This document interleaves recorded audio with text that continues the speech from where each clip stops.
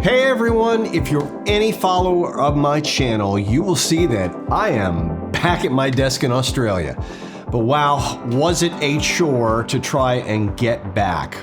Holding back a lot of the gritty details, let's just say the first attempt ended with a plane delayed 14 hours. The second attempt was a flight completely canceled. But yes, on the third attempt, I had a smooth travel experience all the way. And good thing the third attempt worked, because on the following day, the FAA grounded all flights domestic with this particular airline. Moving on.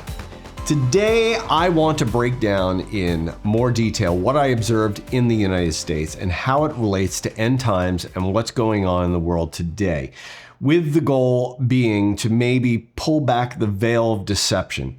So if you've been feeling for a while that something is just not right in America, well, look, I'm just going to tell you, yeah, you're right. But maybe you can't put your finger on it. Now, I consider my position here in Australia a bit unique in that while I still think like an American most days, I've also deeply integrated myself within the Australian culture. Now, what this also means is that I have not evolved with the changes within the United States. And in many ways, this is probably a good thing. I've said it like this for years, that Americans are encouraged and praised from childhood, basically, to get up on their chairs and say, look at me, see what I can do, see what I can do. But you try and pull that here in Australia, and most people are just kind of like, well, gee, that's great, but who are you? And what I've come to realize is that electronic gadgets and social media have really played a central part to Western society's evolving. Or maybe better said, devolving. But something I wasn't expecting to understand or observe is the principality that is controlling and, more importantly, is deceiving America. And that's what I want to talk about. So the first thing I need to address is American global news. Now, in Australia, what we've been fed here is a plethora of news about the United States, China, Ukraine, and Israel. In fact, while I was gone, there was a massive Palestinian protest in Sydney where this mob basically shut down the Sydney Harbor Bridge. This was nowhere to be seen in United States news. In fact, before I left for the US, all we were being shown here in Australia was ice raid after ice raid, dealing with this terrible immigration problem that the globalist elite had created and slamming President Trump left, right, and center. Now, while in the US, I never saw any of this. Same goes with news on China and Ukraine, zero news. And if anything, it was just a blip on the radar. And if there was anything to be said about Russia, the only two articles of interest that I saw were how Trump was sending 2 nuclear subs to the region just before that major earthquake happened in Russia. Truth most likely is that there was probably a half dozen or so other subs already there. So really, I only saw this just as posturing. But the second thing I want to highlight is the Americans' food and drink. Oh boy. Put simply, Americans are being poisoned. And I'm not being metaphorical or facetious here. Americans are literally being poisoned every day. Mind you, I read the labels on food, and I'm usually rather careful about what I put into my body. And me, myself, I drink purified water, coffee, and the occasional beer. That's pretty much it. And I rarely eat sweets, but never purposely add sugar to anything. Now, look, I know everyone is not like this, but look, it was staring me right in the face the entire 6 weeks that I was there.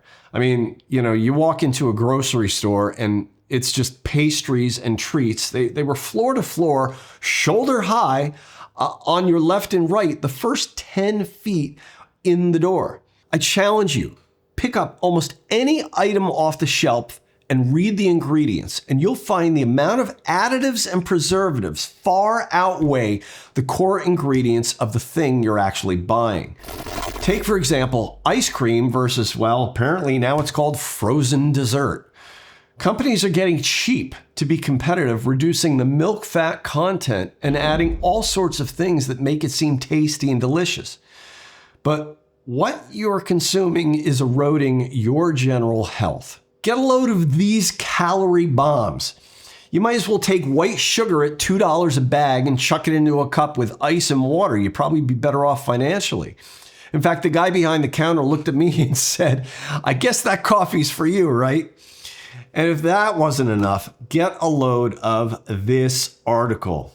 Next time you go throw a steak on the grill, you better have a good look at it, or at least know where that steak is coming from, because what you're getting, they might be gluing meat scraps together. I am not kidding. To me, this is bovine blasphemy. I'm sure Billy Crone would have something to say about that, but I ate a lot of burgers in the US, so I might have to really rethink my whole meal plan next time I go there.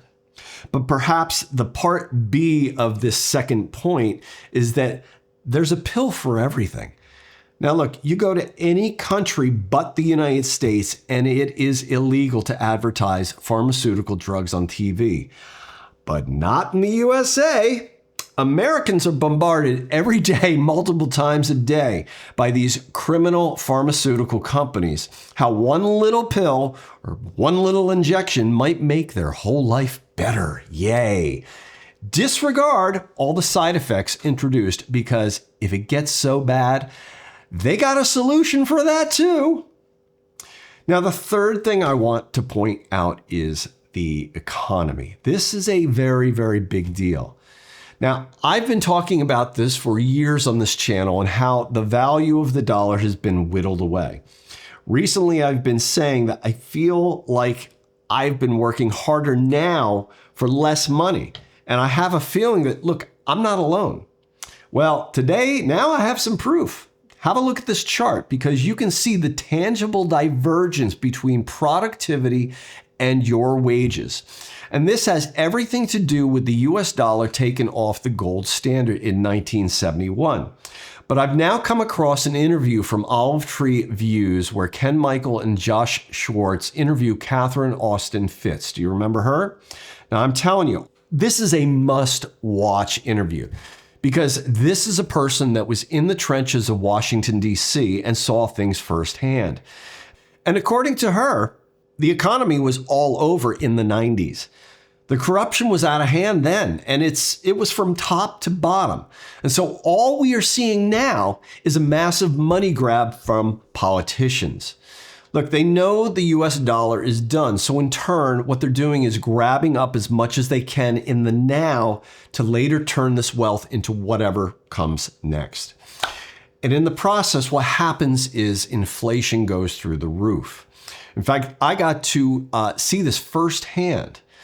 Now look, in Australia, we don't have baked beans, at least not like they do in the US. It's a completely different animal, and to me, they are absolutely disgusting. So I make sure when I'm in the US, I always get my fair share when visiting there. Well, look, that simple can of not very special Bush's brand baked beans cost $2.99 when I got there.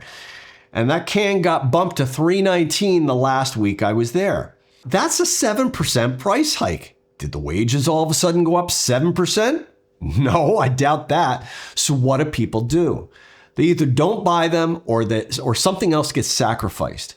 Or in some cases, people just charge it, digging themselves deeper into debt. Have a look at this article. I have been highlighting this for at least the last year on this channel. But add to this the extreme rate of consumerism. Americans can't stop buying things they don't really need. And when you've got companies like Amazon and Temu and any other mail order retailer constantly bombarding you with stuff on your phone that seems so cheap, people can't stop clicking the button that is digging them deeper into debt. I got to witness this through my aunt in Minnesota that I'm desperately trying to help. But look, she is literally buried amongst her stuff she keeps buying, and I don't see it stopping. Lastly, I need to point out how it seemed like most Americans are either oblivious to this or distracted, or maybe even just feel like there's nothing they can do. I don't know. But as I said on the videos I released, while I was there. It could have been 2025 or 1985 in the region of New Jersey where I grew up, and really nothing is different. It was bizarre. Same attitudes, same hang-ups, and same view about America and its place globally. Everyone just seemed to go along with, look, whatever was thrown at them, only caring what was ahead of them that day or that week. Even at the airport, they introduced new biometric facial scanning, which I have pointed out in the past. This is a part of the beast system coming, I'm telling you. And I've talked about this many times, but I saw every single person getting on the plane was eager to be compliant. I mean, seriously, I was the only one that stepped up and said, I'm not doing it. I wanted just to scream at the top of my lungs at these people getting on board and just tell them, look, it's optional. And this is how they'll track you during the tribulation. But I know no one would listen.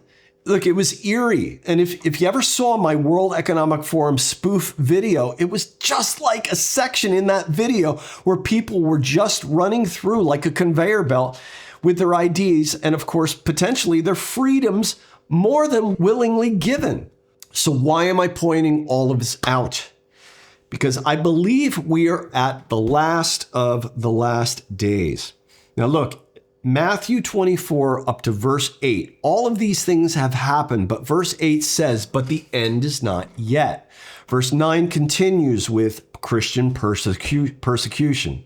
And while it might not be felt so much in the United States, go around the world and you will see people are dying because of their faith. I am not joking. And Satan is working hard to fool the world to go against Israel.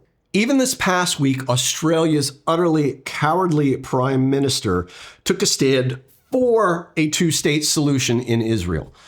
Look, Australia is so far removed from Israel completely, and we're on the other side of the globe. So why would Australia take this stance?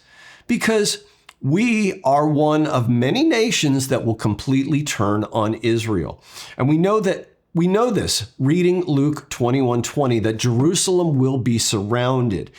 And look, one last thing I'm going to address because I've had a few people point this out.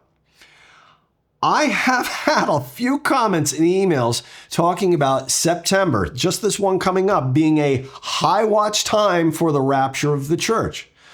Now look, it's an interesting logic that I've been shown, and I can see where people are coming from, but I also cringe because this is date setting. Luke 21:8, Jesus said, watch out that you are not deceived, for many will come in my name claiming I am he, and here it is, the time is near. They would claim that the time is near. And I do understand, I did start this whole video stating that I believe we are in the last of the last days, but I will never set a date or even adhere to one of these, quote, high watch times, as it's utter foolishness. No one knows the day or the hour, and that includes me and you. So I encourage all of you to please do what I do and then some. Here it is simply. Read your Bible regularly, pray often, and have real conversations with Christ regularly, and share the gospel with others often. And if you stay in this lane, I am sure that everything will fall into place according to God's will for your life. That's it, folks. That is my big update and word for the week. There's other really exciting things that are coming and part of the reason why I made the trip to the United States. But for now, I have been sworn to secrecy and I have to be hush-hush about all of it. But when it happens, Lord willing, it'll be pretty big and I'm very excited about it. But that's it, folks. Thanks for watching, everyone, and I hope to see you all next time.